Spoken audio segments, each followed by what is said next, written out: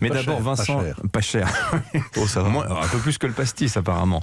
Vincent Hervouette, la Turquie vient de lever son veto à l'entrée de la Suède et de la Finlande dans l'OTAN. Oui, l'OTAN qui n'a qu'un mot d'ordre à l'ordre du jour de son sommet qui commence, l'unité. Et il n'y a qu'un seul ennemi à tenir en joue, la Russie. Alors il y a un bon côté à la guerre, c'est qu'elle simplifie les équations. Les Occidentaux étant engagés jusqu'au cou et même jusqu'aux épaules pour les Américains dans le soutien à l'Ukraine, et la guerre n'étant pas terminée, l'OTAN en sommet ne peut pas échouer.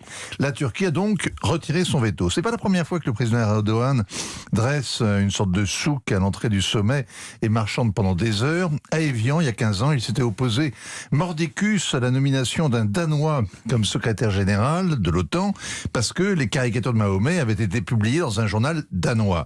Le chantage avait marché, les Américains avaient payé. En prime, Erdogan et ses ministres s'étaient offert un retour triomphal à Ankara, acclamé par leurs partisans convoqués en pleine nuit à l'aéroport. Et hier soir encore, c'est devant les caméras que les ministres turcs, suédois, finlandais ont signé cet accord. Erdogan a commenté: la Turquie a obtenu ce qu'elle voulait.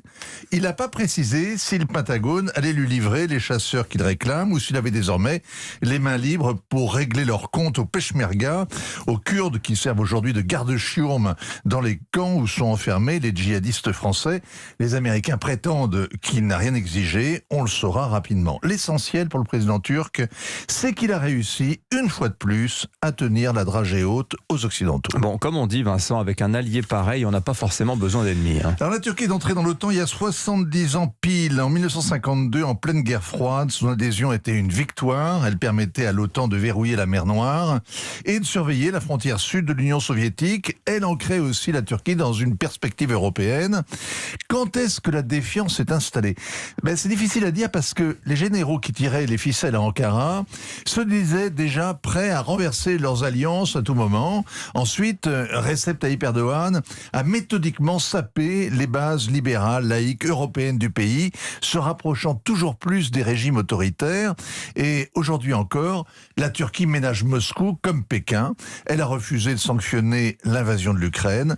La bonne presse islamiste répète que la Turquie doit s'éloigner de l'Ouest en déclin et en décadence, mais rester un carrefour entre l'Est et l'Ouest, une porte entre deux mondes, une sublime porte évidemment. Évidemment, c'est un partenaire difficile donc que la Turquie, mais un partenaire précieux. À tous, aux Russes, auxquels les Turcs auraient acheté une partie des céréales volées en Ukraine, aux Ukrainiens auxquels ils vendent les fameux drones Bayraktar qui ont décimé les colonnes blindées, et aux uns et aux autres auxquels ils offrent un cadre pour négocier le jour venu. On a compris que ce n'était pas attendu avant la fin d'année, en tout cas avant les élections du mid-term aux États-Unis.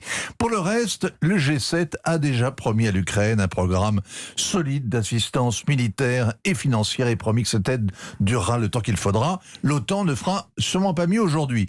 L'OTAN ne réussira pas davantage à arrêter la guerre, à freiner la hausse des prix, à vider les silos à grains ukrainiens, à empêcher la crise alimentaire, l'aggravation de la crise climatique, l'inflation et la flambée des cours de l'énergie. La consolation, c'est que la Turquie est rentrée dans le rang.